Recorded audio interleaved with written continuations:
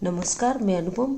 हमने पिछली वीडियो में भाषा के बारे में जानकारी ली थी, ठीक है, कि सांकेतिक, मौखिक और लिखित भाषा। अब हम आते हैं लिपि, ठीक है। यदि हमको भाषा को लिखना है तो हमें लिपि की भी जानकारी होनी चाहिए, ठीक है।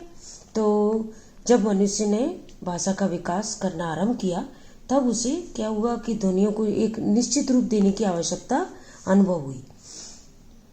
तब उसने ध्वनियों को निश्चित चिन्हों के रूप में देना आरंभ किया, जो क्या कहलाया, हमारा लिपि कहलाया, ठीक है। यानी कि किसी भी भाषा की उच्चारित ध्वनियों को लिखने की जो विधि होती है उसको हम क्या कहते हैं, लिपि कहते हैं। या कुछ लिपि मैंने आपको यहाँ पर दी है, ठीक है। ऐसा भी हो सकता है कि भाई भाषा हमारी अलग अलग है लेकिन लिपि हमारी एक ही है। जैसे कि यहाँ पर हमको यह दिख रहा है कि हिंदी, संस्कृत, मराठी, जिसकी लिपि हमारी क्या है, देवनागरी है। या पंजाबी है तो उसकी गुरुमुखी है, उर्दू और फारसी है तो फारसी है, अरबी की अरबी है, ठीक है, अरबी की अरबी है, ठीक है। उर्दू फारसी की फारसी है, बंगला की बंगला है, रूसी की रूसी है, और अंग्रेजी, जर्मन, फ्रेंच और स्पेनिश की क्या है, रोमन है, ठीक है। तो ये हमारी भाषा और ये लिपि हमने देखी, ठीक है। अब ये हमारी जो लिपि की विशेषता है वो क्या है हमारी, कि हमेशा दाएं से बाईं ओर लिखी जाती है और हर वर्ण का आकार समान होता है। और तीसरा क्या है, जो उच्चारित ध्वनि होती है उसके अनुसार ही इसको लिखा जाता है, यानी उच्चारण के अनुसार ही लिखी जाती है। ये तो हो गई हमारी भाषा, वो लिपि, ठीक है।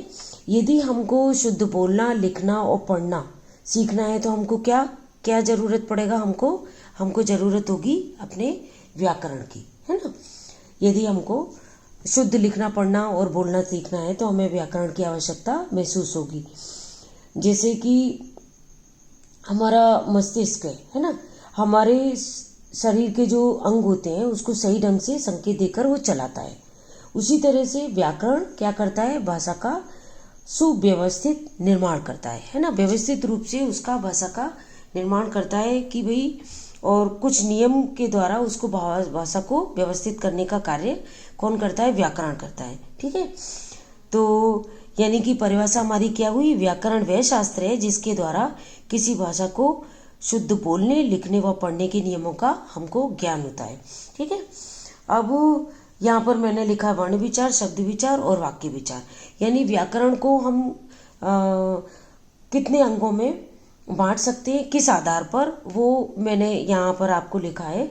तो उससे पहले मैं आपको समझाती हूँ कि भाई जिस प्रकार दिनों के मेल से हमारा बनता है सप्ताह, ठीक है, और सप्ताह के मेल से बनता है हमारा महीना, और महीनों के मेल से बनता है वर्ष, उसी प्रकार हमारे अक्षरों के मेल से बनता है, क्या बनता है, शब्द, है ना। अक्षरों का सार्थक मेल होता है उससे बनेगा हम शब्द, और शब्दों का जो सार्थक मेल होगा उससे बनेंगे हमारे क्या, वाक्य, ठीक है।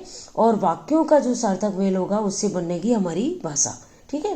तो इस प्रकार हमारे व्याकरण के कितने अंग हो गए, वर्ण विचार, शब्द विचार और वाक्य विचार, है ना। तो वर्ण विचार यानी कि जो हमारे अक्षर होते हैं, अक्षरों में वर्ण विचार में हमारे स्वर व्यंजन दोनों आएंगे, तो जिसके बारे में हम अगले वीडियो में जानकारी लेते हैं, ठीक है। आज के लिए इतना ही। यदि आपको मेरी ये जानकारी पसंद आए या अच्छी लगे तो लाइक शेयर करना ना भूलें, और मेरे चैनल को सब्सक्राइब भी करिए।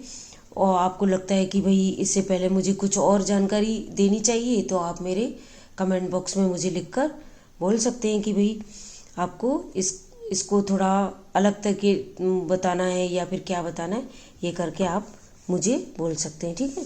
तब तक के लिए नमस्कार। फिर वर्ण विचार के बारे में जानकारी लेकर मैं हाजिर होती हूँ।